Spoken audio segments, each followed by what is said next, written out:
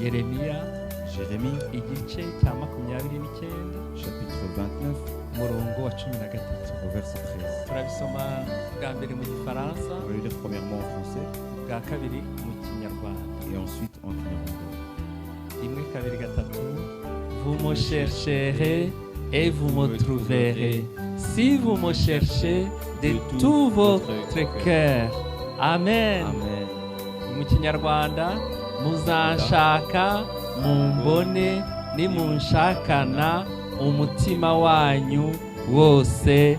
Amen. Reka dukomere ijambo Acclamons ry'Imana acclamons la amashyi. parole de Dieu. Haleluya. Dushobora kwicara, On peut s'asseoir. mwicare mu bwiza bw'Imana. Asseyez-vous dans la Ndashima gloire Imana de Dieu. impaye uyu mwanya wo gusangira namwe ijambo ry'Imana. Je loue le Seigneur qui me donne ce moment de partager avec vous la parole de Ijambo Dieu. ry'Imana ni ryo kubahwa, La parole de Dieu est digne d'être ni respectée ryo gutinywa. et digne d'être crainte. Pawulo yaravuze ngo si byiza ko abantu bose bigisha, Paul a écrit en disant qu'il n'est pas bon que tous enseignent, que beaucoup enseignent. kubera yuko ijambo ry'Imana Car la parole de Dieu riratuyobora, nous conduit. ariko nous iyo guide. turyize nabi rishobora no kutuyobora. Mais lorsque nous l'apprenons, l'étudions mal, elle peut Ryo nous détourner du ntirituyobya, chemin. ariko uri kuryigisha ashobora kutuyobora. C'est pas elle qui nous détourne, mais la personne qui enseigne nous détourne. Haleluya. Amen. Turi mu mwaka dufite intego yo gushaka Imana. Cette année, notre thème, c'est rechercher Dieu. Gushaka Imana Rechercher Dieu, ni ugusenga. c'est prier. Haleluya. Amen. Gusenga Prier, bituma ça fait en sorte tugirana ikiganiro n'Imana. que nous ayons un dialogue, une conversation avec Dieu. Urayibwira Tu lui parles nayo ikakubwira. et il te répond. Amen. Amen. Ariko siko si byiza, N'est-ce pas merveilleux? wowe muntu Toi, un être humain, ukabwira Imana tu parles à Dieu nayo ikakubwira, et Dieu te répond. mukaganira. Vous discutez. Haleluya. Amen. Kuko uba wayishatse. Parce que tu l'as cherché. Haleluya. Amen. Dushaka Imana Nous cherchons Dieu dusoma ijambo ryayo. en lisant sa parole. Iyo uri gusoma ijambo Lorsque ry'Imana, tu lis la parole de Dieu, Imana irakuvugisha. Dieu parle avec toi. Haleluya. Amen. Haleluya. Amen. Ni byiza yuko mbere yuko ugiye gusoma ijambo ry'Imana, Il est bon qu'avant que tu commences à lire la parole ufate de Dieu, umwanya wo gusenga tu prennes un moment de kugira prière ngo Imana igusobanurire ijambo ryayo. pour que Dieu puisse t'enseigner sa parole. Kuko ijambo ryayo Car la parole de Dieu ni umwuka est esprit kandi ni ukuri. et vérité. Haleluya. Amen. Haleluya. Amen. Haleluya. Amen. Dushaka Imana no mu bundi buryo bwinshi. Nous recherchons Dieu également de différentes manières. Gushaka Imana si ukuvuga ko Imana yihishe. Rechercher Dieu, ça ne veut pas dire que Dieu se cache. Hoya, Imana ihorana natwe, Non, Dieu est toujours avec nous. ariko mu buryo bw'umwuka, Mais spirituellement, kugira ngo tuyegere pour qu'on kurushaho, puisse s'approcher plus en kugira profondeur ngo de Dieu, ituganirize, pour qu'il puisse nous parler, kugira ngo igire ibyo idukorera, pour qu'il puisse agir pour igire nous, ibyo idusaba. pour qu'il puisse nous demander des Yo choses ubwayo lui-même. niyo yavuze ngo Il a demandé munshake. qu'on puisse le rechercher. Ni Qu'on Imana le yonyine recherche. yabivuze. C'est Dieu qui l'a dit Nibyo lui-même. tumaze gusoma Ce que hari nous venons de lire. ngo muzanshaka, Vous me chercherez. ubwo ni ukuvuga ko tugomba kuyishaka. Donc ça veut dire qu'on doit le chercher. Hari umuntu uzavuga ngo ngo ntakwiriye gushaka Imana, Imana irahari. Ntacyo arumva. Personne ne peut dire, ah non, il ne faut pas chercher Dieu, Dieu il est déjà là. Non, il n'a pas compris. Uwo muntu ntacyo arumva. Cette personne-là n'a pas encore Imana compris. ishaka ko tuyishaka. Dieu veut qu'on le recherche. Haleluya. Amen. Haleluya. Amen. Rero ijambo ry'Imana yatubwira ngo tuyishake, kandi tuyishaka tuzayibona. La parole de Dieu nous dit que de le chercher, et si nous le cherchons, nous le trouverons. Uyu munsi rero Aujourd'hui alors, turakomeza tureba ukuntu umuntu ashaka Imana on va continuer à regarder comment on recherche Dieu dufite kwizera. par la foi. Amen. Amen. Twarabibonye n'ubushize gatoya, Nous l'avons vu également courtement la dernière fois. ariko n'uyu munsi turongera turebe ukuntu ukwizera Mais aujourd'hui encore, nous allons voir comment la foi kudufasha mu gushaka Imana. nous aide à rechercher Dieu. Turareba kwizera ni iki, Nous allons voir ce qu'est la foi, kuva hehe, d'où elle vient, ingaruka yo kwizera cyangwa akamaro ko kwizera. l'importance ou les conséquences de la foi. Turifashisha imirongo yo muri Bibiliya, On va s'appuyer sur des versets de la Bible. turareba urugero rwo muri Bibiliya n'ubundi Et on va regarder- rw'abantu bashatse Yesu On bakamubona. va regarder l'exemple de personnes dans la Bible qui ont Kubera recherché bafite Jésus et qui l'ont kwizera. trouvé par la Haleluya. foi. Kwizera ni iki? Qu'est-ce que la foi? Abaheburayo 11 umurongo wa mbere nibo baduha definisiyo cyangwa igisobanuro. Le livre d'Hébreux, chapitre 11, verset 1er, nous donne la définition de ce qu'est la foi. Kwizera. Abaheburayo La foi. 11 umurongo wa mbere. Hébreux, chapitre 11, verset 1. Kwizera kwizera ni ukumenya rwose ibyiringirwa udashidikanya ko bitazaba kandi niko kuduhamiriza ko ibyo tutareba ko ari iby'ukuri. Amen. Or, la foi est une ferme assurance des choses qu'on espère, une démonstration de celles qu'on ne voit pas. Amen. Ni ikintu wiringiye C'est quelque chose dont tu as la ferme assurance, uri gushaka que tu recherches, ko Imana iri bugukorere, que tu espères que Dieu fasse pour toi. ntushidikanye Et tu ne doutes pas mu mutima wawe dans ton cœur ko icyo kintu que cette chose-là, Imana ishobora kugikora, que Dieu peut la faire.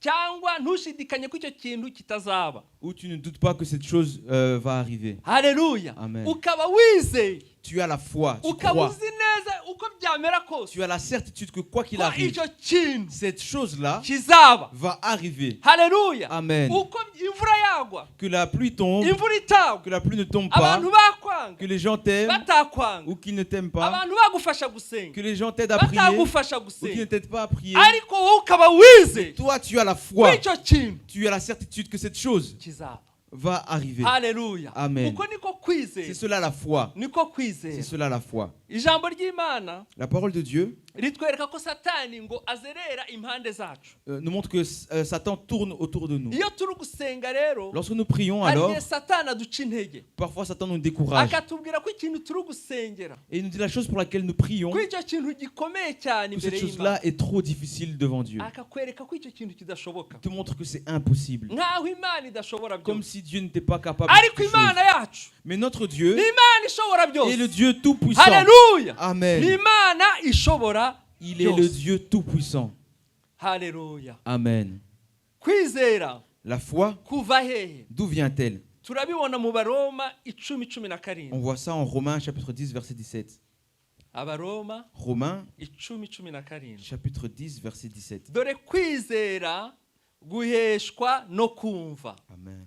kandi no kumva kukazanwa n'ijambo rya Kristo. Amen. Ainsi, la foi vient de ce qu'on entend, et ce qu'on entend vient de la parole de Christ. Haleluya. Amen. Ijambo ry'Imana La parole de Dieu, niryo ndi kubabwira nonaha, celle que je suis en train de vous partager également maintenant, riduha kwizera. nous donne la foi. Iyo usomye ijambo ry'Imana Lorsque tu lis la parole de Dieu ukabona ibintu Imana et yakoze, que tu vois ce que Dieu a ibyo fait, Imana yagiye ikorera ce que abatubanjirije, Dieu a fait à ceux qui nous ont devancés, ukumva ijambo Yesu yavuze, tu vois les paroles que Jésus a ukumva prononcées, ijambo Yesu, ibyo Yesu yakoze tu vois ce que Jésus a fait, bikajya mu matwi ça yawe, va dans ton oreille, biguha kwizera. ça crée en toi la foi. Niyo mpamvu tugomba gukunda ijambo C'est pourquoi nous ry'Imana. devons aimer la parole de Dieu. Haleluya. Amen. Tugomba kumenya ko Nous devons savoir, iyo dusomye mu Baheburayo 11 umurongo wa 6, ingaruka zo kwizera. lorsque nous lisons en Hébreu chapitre 11 verset 6, on voit les conséquences de la foi.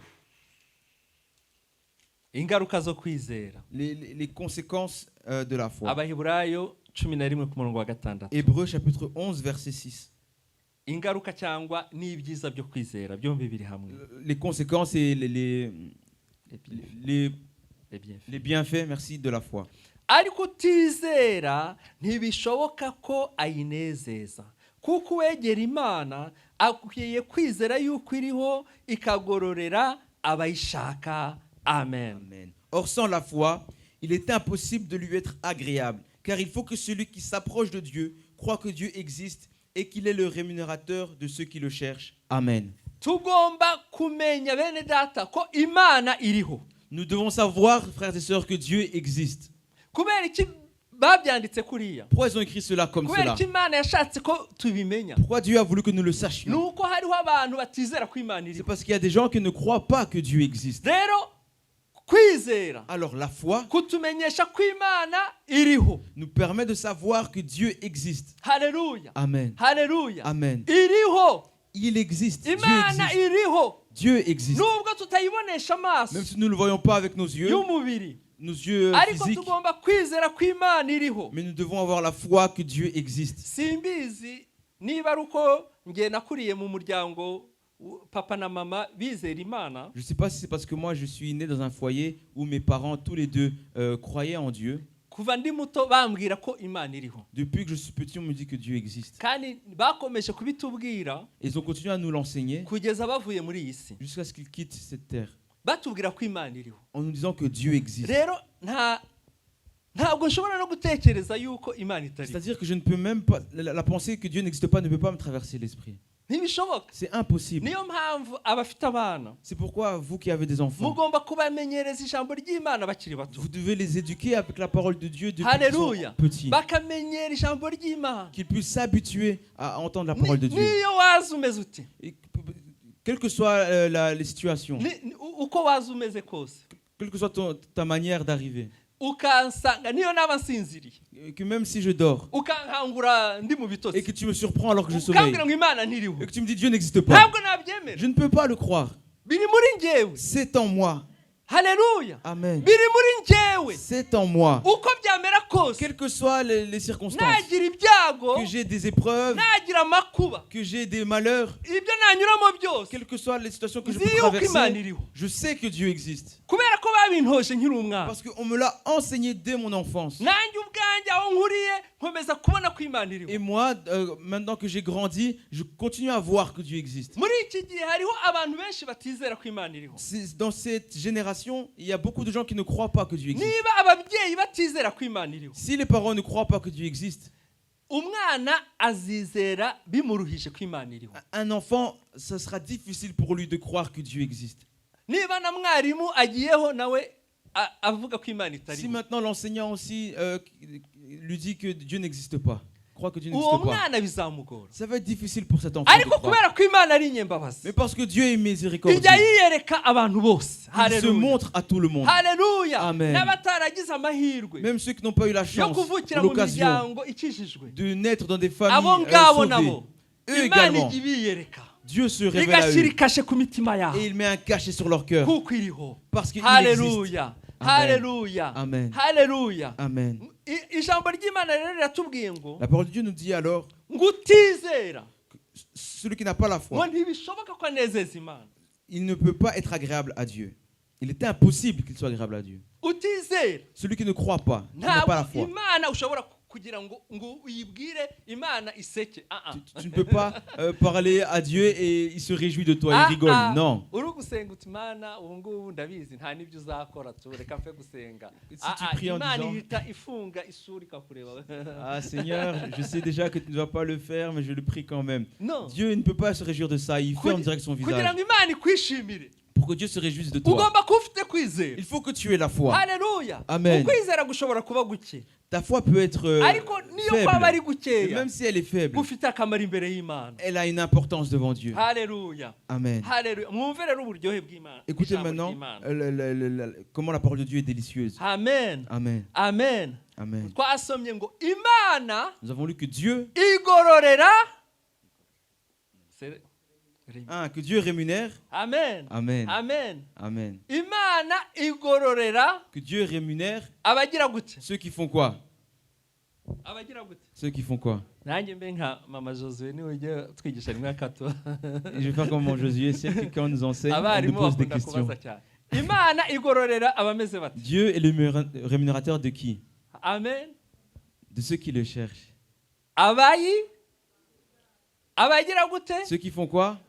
Diane abagira gute? Amen. Amen. C'est ceux qui le Haleluya. Abayishaka. Ceux qui le cherchent. Kandi turi mu mwaka wo kugira gute? Et nous sommes dans l'année où c'est quoi le thème? Wo gushaka? De rechercher. Ni ukuvuga ko nidushaka Imana izagira gute? C'est-à-dire que si nous recherchons Dieu, qu'est-ce qui va se passer? Izatugirira gute? Il va faire quoi? Izatugirira gute? Il va faire quoi? Izatugororera. Il va nous rémunérer. Haleluya. Amen. Urashaka ko Imana ikuha remuneration. Tu veux que Dieu te rémunère?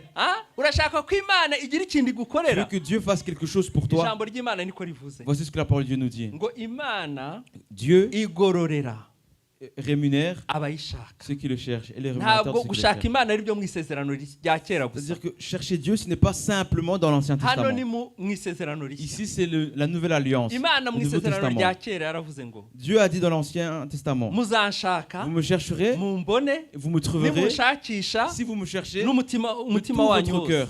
Hano mu isezerano Ici, rishya dans le Nouveau baratubwiye ngo Testament, il nous dit ngo Imana igororera que Dieu abagira est le gute? rémunérateur de qui? Abayishaka. De ceux qui le cherchent. Haleluya. Amen. Haleluya. Amen. Kumanywa na nijoro ndagushaka iteka Nuit et jour, je te cherche. ndahiriwe mukiza Je suis bien heureux, Seigneur. twigumanire Restons kumanywa Kuma mwana nijoro ndagushaka ndagushaka iteka ndahiriwe ndahiriwe mukiza twigumanire chaque jour à chaque heure. Oh, j'ai besoin de toi. Viens, Jésus, et demeure auprès de moi. Alléluia. Amen. Alléluia. Amen. Gushaka Imana ni ibintu byiza. Rechercher Dieu, c'est merveilleux. Tugiye kureba rero noneho Nous allons voir à présent urugero un exemple rw'umuntu washatse Yesu d'une personne qui a recherché Jésus. akamugirira neza. Et Jésus lui a fait du bien. Dushaka Imana Nous cherchons Dieu, atari ukugira ngo itugirire neza gusa, non pas seulement pour qu'il nous fasse du bien, ari no kugira ngo tuyimenye. mais également pour le connaître. Haleluya. Amen. Haleluya. Amen. Reka dusome muri Mariko Lisons la parole de Dieu en Marc, igice cya kabiri chapitre 2, umurongo wa mbere kugera kwa 12. verset 1er au verset 12. Abo kuri ekara bakurikize neza agapapuro nabahaye bakurikize ibyo nagiye Que ceux nandika. qui affichent à l'écran puissent suivre le papier que je leur ai donné, qu'ils suivent minutieusement. le papier que je leur ai Haleluya. donné. Dusome muri Mariko kabiri igice cya kabiri Mariko umurongo wa mbere tugere kwa 12. Marc chapitre 2, verset 1 à 12. Reka nsome mu kinyarwanda abandi mukurikire kuri ekara. Je vais lire en Kinyarwanda, les autres vous allez suivre sur les écrans. Nuko hahise iminsi asubira i Kaperinawumu bimenyekana ko yuko ari mu nzu. Benshi bateraniraho buzura inzu barenga no mu muryango, nuko ababwira ijambo ry'Imana. Haza abantu 4 bahetse ikirema, ariko babuze uko bakimwegereza kuko abantu bahuzuye basambura hejuru y'inzu aharinganiye n'aho ari. Bamaze kuhapfumura bamumanuriramo ingobyi ihetswemo icyo kirema. Yesu abonye kwizera kwabo abwira ikirema ati, mwana wanjye ibyaha byawe urabibabariwe. Ariko hariho abanditsi bamwe bicayemo biburanya mu mitima yabo bati, niki gitumye uyavuga atyo? Arigereranije, ninde ushobora kubabarira ibyaha uretse Imana yonyine? Uwo mwanya Yesu amenya mu mutima we yuko biburanya batyo mu mitima yabo. Arababaza ati, niki gitumye mwiburanya mutyo mu mitima yanyu? Icyoroshye ni iki? Ni ukubwira iki kirema nti ibyaha byawe urabibabariwe, cyangwa ni ukumubwira nti byuka wikorere ingobyi yawe utahe? Ariko nimumenye yuko umwana w'umuntu afite ubutware, haleluya, mu isi bwo kubabarira abantu ibyaha nuko abwira icyo kirema ati, ndagutegetse byuka wikorere ingobyi yawe utahe. Haleluya. Arabyuka yikorera ingobyi ye. Uwo mwanya arasohoka, asohokera imbere yabo, nuko bose baratangara bahimbaza Imana, baravuga bati, ibi ntabwo twigeze kubibona. Amen. Haleluya. Iyi ni inkuru nziza cyane. Ici c'est une très belle histoire. Haleluya. Une très belle nouvelle itubwira abantu bashatse Imana, qui nous parle de personnes qui ont recherché Dieu. Ijambo ry'Imana riratubwiye ngo nuko hahise iminsi. La Bible nous dit que quelques jours après, Jésus revint à Capernaum. Hari iminsi ushobora kuba umaze utumva imirindi ya Yesu. Ça fait peut-être plusieurs jours que tu n'entends pas les pas de Jésus. Ça fait plusieurs jours que tu sens que tu es desséché en toi. ariko nk'uko Yesu yasubiye i Kaperinaumu, Mais comme Jésus est retourné à Capernaum, uyu munsi nawe wizere ko ari buzi toi wawe. aussi, et foi Amen.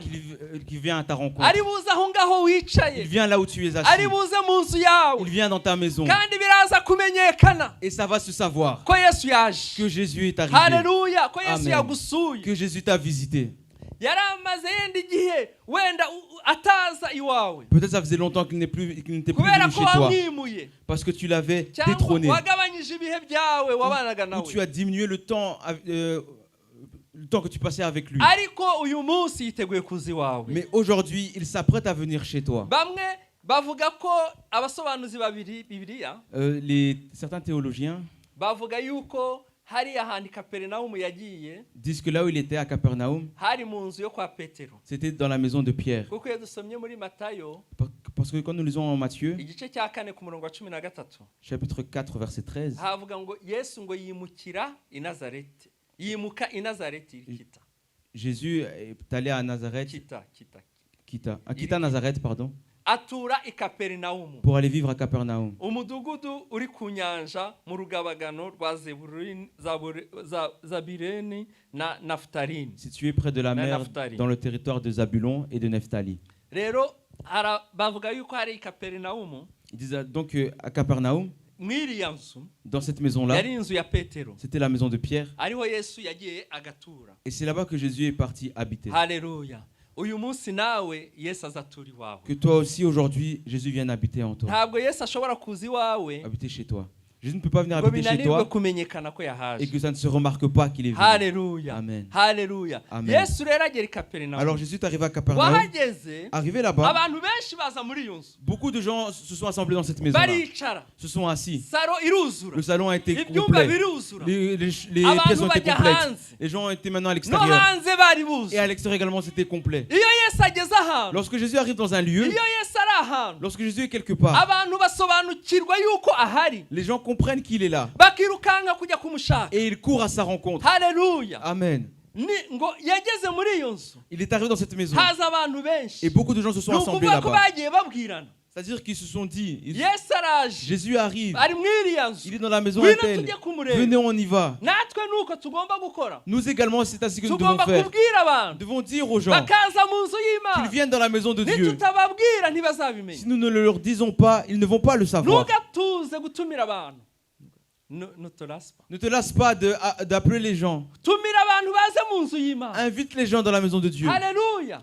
Amen. Haleluya. Amen. Baze mu nzu y'Imana. Qu'ils viennent dans la maison de Dieu. Ngo haza abantu benshi cyane. Beaucoup de gens un grand nombre de personnes se sont Yesu assemblées. ntiyavuze amagambo ye. Jésus n'a pas dit ces Ijambo paroles. ry'Imana ryatubwiye La Bible nous dit ngo ababwire ijambo ry'Imana. qu'il leur a annoncé la parole de Dieu. Haleluya. Amen. Haleluya. Amen. Ijambo ry'Imana La parole de nibyo Dieu. yababwiye. C'est ce qu'il leur a annoncé. Ababwira ijambo ry'Imana. Il leur a annoncé la Sinzi parole aho de Dieu. yasomaga, Je ne sais pas où il Sinzi. lisait cela. ariko kubera ko yakundaga kurara asenga, Mais comme il aimait passer la nuit en buri prière, Imana yari yamuhaye ijambo aza kubabwira. sûrement Dieu lui avait donné une parole à annoncer. Ariko ngo hari abantu Mais il y avait des gens bari bafite umuntu umugaye, qui avaient un ami paralytique. bari bafite umuntu w'ikirema. Ils avaient un ami paralytique. Uwo muntu yari arwaye, Cette personne était malade. ntacyo yashoboraga gukora. Elle ne pouvait pas se suffire à elle-même. Nawe uyu munsi Toi aussi aujourd'hui, ushobora kuba hari ibyawe byamugaye, il y a peut-être des choses dans ta vie qui sont handicapées. haba ku mubiri Que ce soit sur ton corps cyangwa mu buzima ou bwawe. alors dans ta vie. Ibyo Satani yangije, Des choses que Satan a détournées. ugasanga Brisé. nta kigenda. Et tu vois que rien ne va. Abana yenda ugasanga nta Tu kigenda, vois, abana bawe, avec tes enfants, ça ne va pas. cyangwa mu kazi cyangwa ahandi. Ou alors au travail ou ailleurs.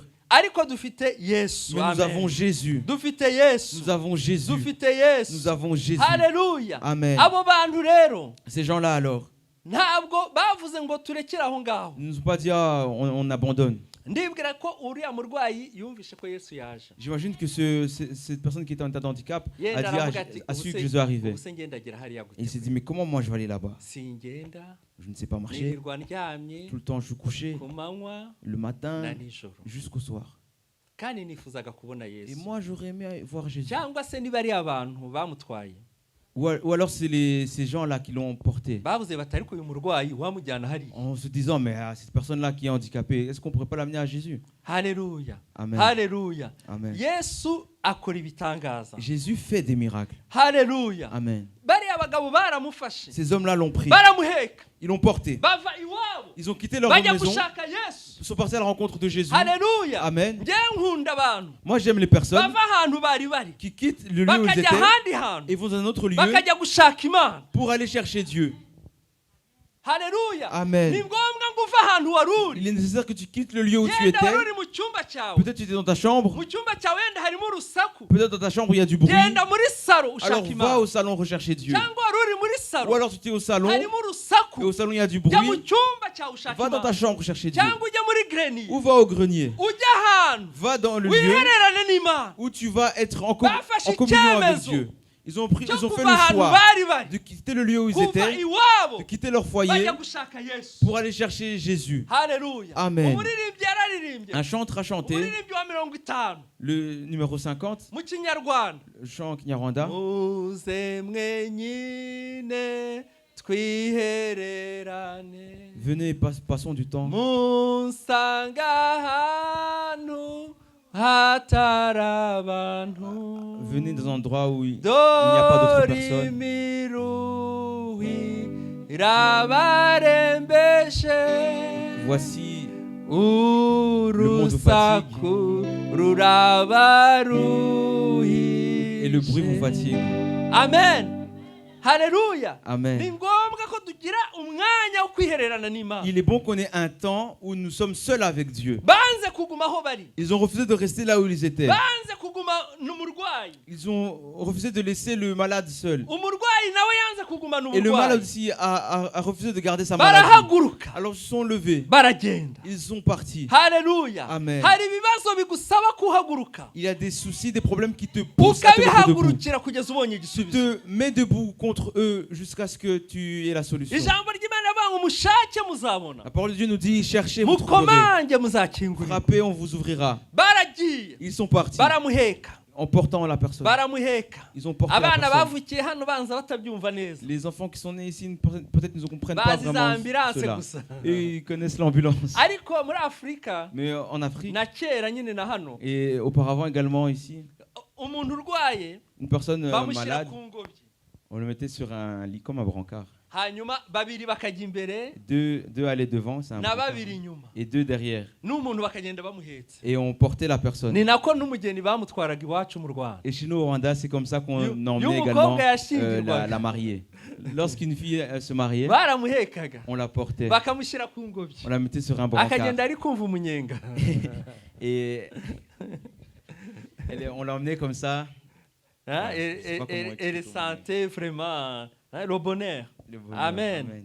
Haleluya. Amen. Barahagera, Et ils sont arrivés dans ce bagera lieu, ahantu Yesu ari, là où Jésus était. ariko ku murongo wa 4 Et au verset 4, haravuga ngo ariko ngo babuze uko bamwegereza aho Yesu ari, il est écrit qu'ils n'ont pas trouvé le moyen de l'approcher là où Jésus kuko était. abantu bari bahuzuye. Parce qu'il y avait tellement de personnes. Ni ingorane bahuye nazo, Alors ils ont rencontré ce souci-là. ingorane zari abantu. Ce souci était les personnes. Qui étaient là. Abantu bashobora kuguca intege, Les personnes peuvent te décourager. Les gens peuvent te Ugiye gushaka décourager. Yesu. Lorsque tu vas chercher Jésus, ariko wowe urajya hehe? et on te dit, ah mais toi tu Eh, vas où? kwa gatatu uri ku Oh, rusengero, mercredi t'es à kwa l'église. gatanu uri ku Vendredi t'es à rusengero, ku l'église. cyumweru ugasubira, Dimanche tu vas encore à l'église. urakabya, Bah t'exagères. bakaguca intege. Et les gens te Wowe découragent. ntukabumve, Toi ne les écoute pas. ntumve abantu baguca N'écoute pas les intege. gens qui te découragent. Bakubwira ngo ese wowe uzahora mu Ils te rusengero, disent, mais toi tu vas passer toute ta vie à l'église en fait. andi majwi akakubwira ati Et d'autres voix te disent, nurara mu rusengero si tu dors à kandi l'église, ejo ufite akazi, alors que demain tu ntuzagashobora. travailles, tu vas pas savoir Ese travailler. wowe wibwira ko wakwishoboza akazi? Et toi tu penses que tu peux réussir toi-même dans ton travail. Yesu atagushoboje, Si Jésus ne te donne pas la capacité, ntibishoboka, c'est pas possible. ntibishoboka. C'est pas possible. Wirinde abantu baguca intege, Garde-toi des gens qui te wirinde amajwi découragent. aguca intege. Garde-toi Ngo des voix qui te nutagira découragent. gutya, Tu dis, si tu ne fais pas comme ça, oya. non. Ariko bariya bane barahageze, Mais ces quatre personnes-là Ni- sont arrivées. nibwira ko umwe yabwiye abandi, J'imagine que l'un a dit aux autres, basi c'est mort, ntibishobotse, c'est impossible. ntabwo tukibonye Yesu. On ne pourra pas voir Jésus. Abandi bahageze kare, Les autres sont arrivés plus tôt. uwundi akavuga ati Et l'autre a dit, twaruhiye ubusa, nous sommes fatigués pour rien. twaruhishye. Nous sommes Undi fatigués pour aravuga rien. ati Un autre a dit. ariko wakurira hariya Et si on essaie de passer par-dessus? urahurira se inzu ni yawe Tu vas passer par-dessus, c'est chez toi ou quoi? aba bantu bose bari hano Tous ces gens que tu vois là, ugiye kurira rero c'est toi qui vas passer au-dessus. twebwe twurira aba bantu bose ko baturiye se Tous ces gens-là, aucun n'est monté. wowe ntubona ko abantu Tu vois pas que les gens sont... undi aravuga ati ariko kameme twakurira kameme L'autre dit, ah, on pourrait essayer, grimpons. wirinde amajwi y'abantu bakudekuraje Garde-toi des paroles des gens qui te découragent. haleluya Amen. wowe kora icyo ugomba gukora Toi, fais ce que tu dois faire. si ukuriya mupasiteri akora Ce kuriya n'est pas parce que ce pasteur agit de cette ko manière-là nanjye ngomba gukora que nkawe moi aussi je dois faire comme lui. oya Non. ngewe niba ndi bugurira igisenge Moi, si moi je dois grimper uriya sur le toit, mupasiteri atajya acyurira et l'autre pasteur ne ngewe grimpe pas sur le toit, nzacyurira moi je vais grimper ce abavuga toit. bazavuge Ceux qui veulent parler, qu'ils parlent. abanseka Ceux bazanseke qui se moquent, qu'ils se moquent. ariko nzurira igisenge Mais je grimperai sur kugira le ngo toit mbone yesu pour pouvoir voir haleluya Jésus. umuntu ntakaguca intege Que personne ne te décourage. umuririmbyi runaka ntakaguca Que le intege chanteur tel ne te wowe décourage kora pas. icyo ugomba Toi, gukora fais ce que tu dois faire. haleluya Amen. haleluya Amen. barumvikana Ils se sont mis d'accord. baravuga bati twaba twaruhiye ubusa tu Si nous ne le faisons pas, nous aurions Allez. fait ça en vain. nibashaka badukubite Allez, s'ils veulent qu'ils nous frappent, turayurira tu nous allons grimper sur ce toit. Barurira. Et ils ont grimpé sur le toit. Barurira. Ils ont grimpé sur le bagera toit. hejuru y'inzu Arrivés en haut de la maison. haleluya Amen. bagera hejuru y'inzu En haut de la maison. baravuga ati turabigenza Ils gute se sont dit, mais comment on va faire? dukureho amategura On va enlever les tapis. les Tuiles. dukureho amategura Enlevons les tuiles. tuyakureho Enlevons les tuiles. are uwa mbere rimwe Le arajugunye premier, il enlève la première irya tuile à kabiri jeter. hirya Il a irya enlevé. gatatu La troisième. abantu bari kumva yesu avuga Et les gens entendent, ils entendent maintenant ntibamenye Jésus ibyabaye parler. hejuru Eux ne savent pas ce qui se passe en haut. bafata ingobyi Ils ont pris le brancard, le lit. barayimanura Ils l'ont descendu. barayimanura Ils l'ont descendu. haleluya Amen. haleluya Amen. bamanura umurwayi En descendant Haleluya. le paralytique. ntabwo basubiye inyuma Ils n'ont pas rebroussé ku chemin. murongo wa gatanu Au verset 5. ngo yesu abonye kwizera kwabo Jésus voyant leur foi. haleluya Amen. yesu abonye kwizera kwabo Jésus voyant leur foi. abwira ikirema ati Il dit au paralytique, mwana wanjye mon enfant, ibyaha byawe tes péchés urabibabariwe sont pardonnés. amen Amen. yesu yarabarebye Jésus les a vus. abona abantu baramanutse Il a vu les gens descendre. yesu ntiyagize ubwoba Jésus n'a pas eu peur. ahubwo yaretse ibyo ari gukora Mais il a laissé ce qu'il faisait. kwizera La foi, kwizera niko yabonye c'est ce qu'il a vu. niko ijambo C'est ce que ryatubwiye la parole de Dieu nous ngo a dit. yesu abonye kwizera Jésus voyant leur foi. yesu ntiyabonye abantu Il n'a pas vu les gens. yabonye ukwizera Il a kubarimo vu la foi qui était en eux. yesu abone kwizera Que kwawe Jésus voit ta foi. haleluya Amen. yesu abona kwizera umurongo wa gatanu Au verset 5. jésus voya leur foi Amen. amen Amen. abona kwizera kwabo Il a vu leur foi. haleluya Amen. ukwizera La foi gutuma yesu ahagarika ibindi yari ari gukora fait que Jésus arrête ce qu'il faisait. yahagaritse kwigisha Il a arrêté ce qu'il annonçait, yibagiwe son ba bantu enseignement. bose Il a laissé tous les gens qui étaient en train d'écouter. ukwizera kuramukurura Et la foi l'a tiré. aramubwira ati Et lui a dit, ibyaha mwana wanjye mon enfant, uri umwana wa yesu tu es l'enfant de Jésus. haleluya Amen. haleluya Amen. mwana wanjye Mon enfant, ntuzongere kwisuzugura ne te méprise plus. uri Ne umwana néglige plus. w'imana Tu es un enfant de Dieu. haleluya Amen.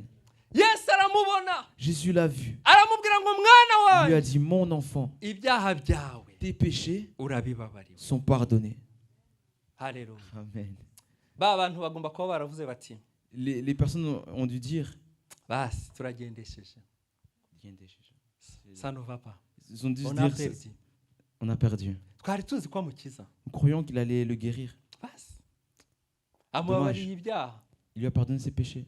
twari tuzi ko ahita amuhagurutsa Nous pensions qu'il allait le soulever. ariko yesu Mais Jésus, ikintu abanza kureba ce qu'il regarde premièrement, ubugingo c'est la vie. ubugingo La vie éternelle. ubugingo La vie éternelle. ta vie Ta vie.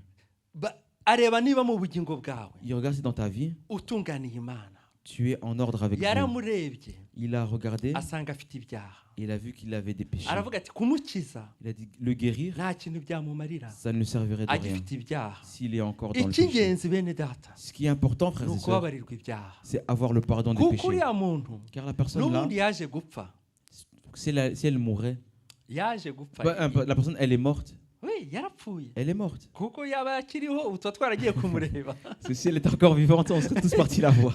ariko yabonye ubugingo buhoraho. Cette personne a eu la vie éternelle. Yesu yabanje gukiza ubugingo bwe. Jésus a d'abord sauvé sa vie. Haleluya. Amen. Aramubwira ati ibyaha byawe Et il lui a dit, tes péchés urabibabariwe. sont Mu pardonnés. kigereki En grec, ririya jambo cette parole-là, ibyaha byawe tes urabibabariwe. péchés sont pardonnés. Ibyaha byawe byegejweyo. Ça veut dire tes péchés sont Éloigné. éloignés. Yabikubise ishoti. Il a mis un coup de pied.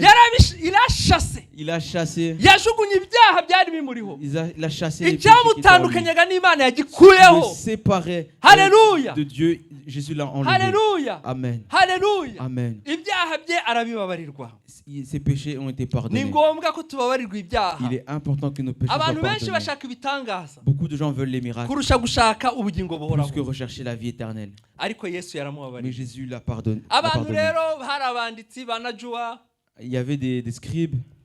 baravuga ngo uyu ninde ubabarira Ils se sont dit, ibyaha uyu ni muntu c'est ki qui celui-là qui croit qu'il peut pardonner les péchés? uyu ni muntu ki Vraiment, il se Yibonye prend pour mwiki. qui? Il se prend pour qui? ubundi ni Imana ibabarira ibyaha En vrai, c'est Dieu qui pardonne les kandi péchés. babivuga mu mitima Et yabo. ils disaient cela dans leur cœur. Les scribes disaient cela Yesu dans leur mu cœur. mutima we Et Jésus, dans son esprit, dans amenya son ibiri cœur, mu mutima wabo. il a su ce qu'ils avaient dans Ibyo leur cœur. ibiri mu mitima yacu Donc, ce qui est dans nos cœurs, twarabibonye muri iki cyumweru. nous l'avons vu durant la semaine, Ibiri mu mitima ce yacu qui est dans nos cœurs, Imana Dieu irabibyumva. entend les pensées de Iyo nos uri cœurs. kunegura umuntu mu mutima wawe, Lorsque tu calomnies quelqu'un dans ton ubu cœur, Imana ifunguye imitima yacu hano twese. si Dieu maintenant il ouvre le cœur de chacun, Bamwe ntibazagaruka muri uru rusengero. certains ne Non, reviendraient pas à non, l'église. non. S'il ouvrait le cœur Imana maintenant, igeze gutya igashyira kuri ekara mbo s'il mettait sur l'écran, ikavuga ngo Nora ari gutekereza ibi ngibi, Nora pense ça, ari Afi ari Afi gutekereza pense ça. ibi ngibi gutyo. comme ça, comme ça. Imana ikajya ibyandika hano kuri taburo. Dieu montrait tout cela comme sur un Pasteur tableau. Aaron ari gutekereza ibi Pasteur Aaron ngibi. pense à ça, ça, ça. Je ça. te dis, je te dis la vérité.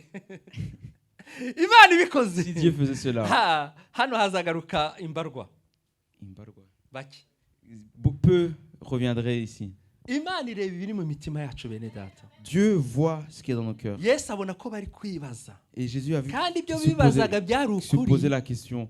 Et ce qui se demandait, c'est Imana vrai. yonyine Il n'y a que Dieu ibabarira ibyaha. qui pardonne les péchés. Ahubwo ikibazo cyabo Mais leur problème, ni uko batamenye ko Yesu ari c'est Imana. qu'ils n'ont pas su que Jésus était Dieu. Naho ikibazo cyari C'est kiri. là qui est Naho quel est ibyo leur problème. bavugaga kuko bari Mais abanditsi. ce qu'ils disaient, parce que c'est des scribes, Imana niyo yonyine il n'y a que Dieu ibabarira ibyaha. qui pardonne les péchés. Haleluya. Amen. Haleluya. Amen. Yesu amenya ibiri mu mitima yabo. Et Jésus a su ce qu'il y avait dans leur Arababwira cœur, les ati, pensées de leur cœur. Et leur a dit, Icyoroshye ni iki? qu'est-ce qui est plus facile? Kubwira umuntu ngo ibyaha byawe urabibabariwe. Dire à quelqu'un tes péchés sont pardonnés, Ibyo biroroshye. ça c'est simple. Si ukuvuga gusa se. N'est-ce pas simplement dire, Kusema tu. c'est parler seulement. Icyo kiroroshye. Ça c'est facile. Arabaza ati ari ukubwira umuntu ibyaha byawe urabibabariwe kuko nawe wabivuga. Entre dire tes péchés sont pardonnés, parce que toi si tu peux le dire. No kubwira umuntu ngo byuka wikorere ingobyi yawe Et, utahe. et dire à quelqu'un lève-toi, prends ton lit et marche. Ni iki cyoroshye? Qu'est-ce qui est le plus facile?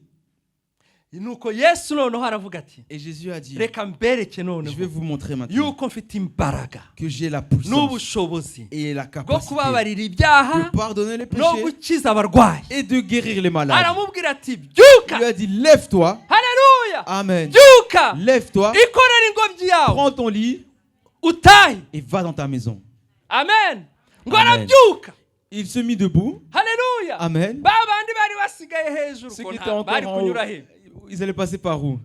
Bari basigaye siroto. Eux, étaient encore sur le toit. Ba bandi bane. Les quatre là. Ariko ikirema Mais le paralytique, ufite ubumuga celui qui avait le handicap, we yari hamwe na Yesu. lui, il était avec Jésus. Haleluya. Amen. Yesu abonye ko yamushatse Jésus, voyant qu'il aramubwira l'avait ati recherché, haguruka lui a dit, lève-toi, ikorere ingobyi yawe prends ton lit utahe.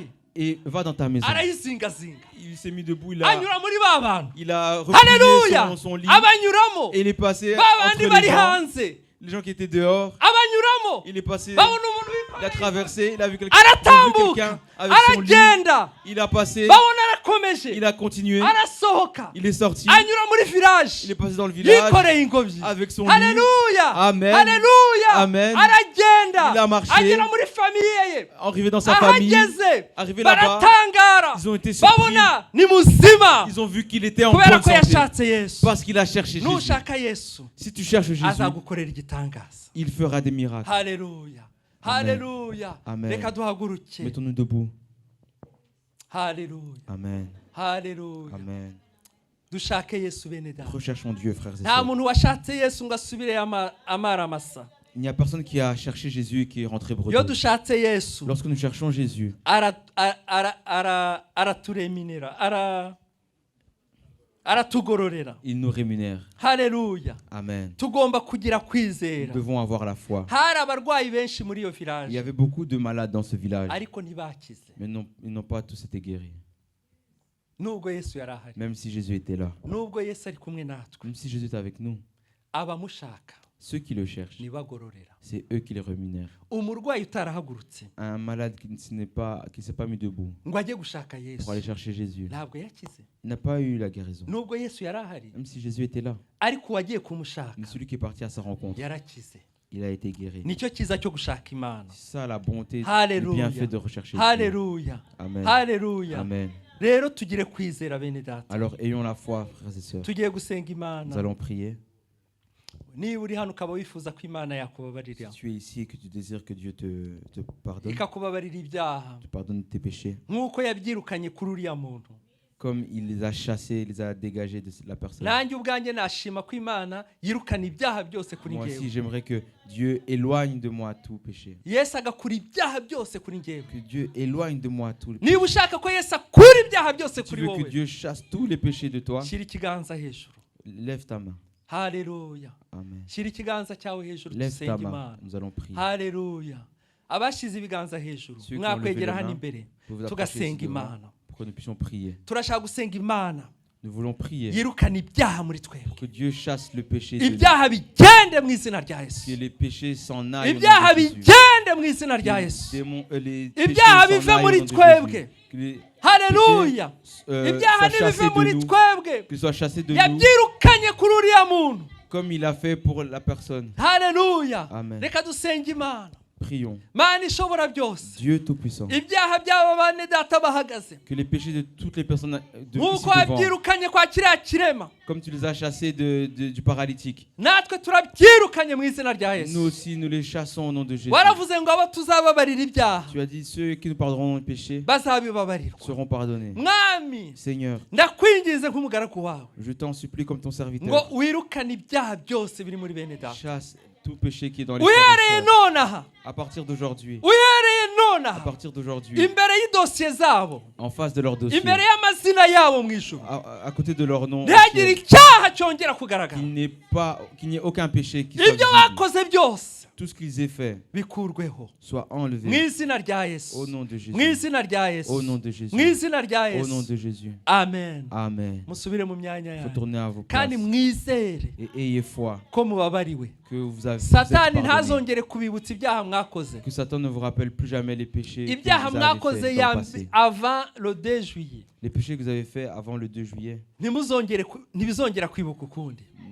il n'y aura plus la mémoire de ces péchés-là. Haleluya. Amen. Haleluya. Tugiye gusenga Imana Nous allons prier kugira ngo Imana itwongerere kwizera, pour que Dieu augmente notre foi, kugira ngo tugire kwizera pour que nous ayons la foi tudacika intege. sans nous décourager. Urumva ushaka ko Imana ikongerera Si tu kwizera, veux que Dieu ajoute de nabwo la foi warambura en toi, ikiganza tends ta tukagusengera main Imana. et nous allons prier pour toi.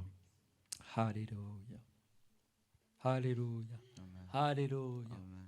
Haleluya. Amen. Nanjye ndifuza ko Imana yongerera kwizera. Moi aussi, je désire que Dieu augmente Imana ma foi, inyongerere kwizera. que Dieu augmente ma foi. Ijambo ry'Imana riravuga ngo La parole de Dieu dit, ngo naho ngo mugize ukwizera nk'akabuto ka Sinayi, si vous aviez la foi comme un grain de sénévé, un ngo grain de mwabwira moutarde, uyu musozi vous dire à cette montagne, ngo va aha ngaha utabwe mu nyanja. ôte-toi de là, va dans la rivière. Imana ishobora byose, Dieu Tout-Puissant, duciye bugufi, nous nous humilions. dusanze kwizera kwacu kuri hasi cyane. Nous remarquons que notre foi est très basse. Zamura ukwizera kwacu, Augmente notre foi. twongerere kwizera Mana.